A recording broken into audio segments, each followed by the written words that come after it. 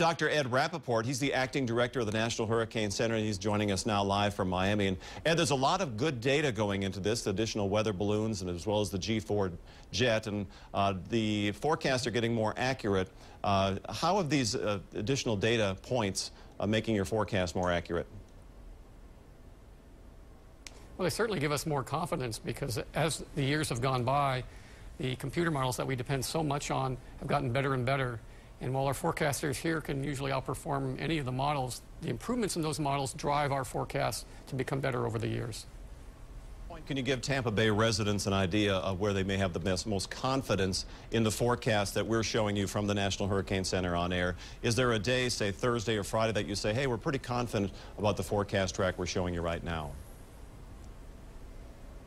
Yeah, that's actually about the right time frame. You see the center well off to the east of the Lesser Antilles. I'm sure you've been talking about that. And the forecast right now takes the center to near the north coast of Cuba by early in the weekend. What we don't know quite yet is where the turn is going to occur. There is going to be a turn, but whether it occurs to the east or the west of the peninsula, we're not quite sure. But we think we will have a much better handle on that by about Thursday. All right. Dr. Ed Rappaport, thank you very much for joining us live from the National Hurricane Center in Miami.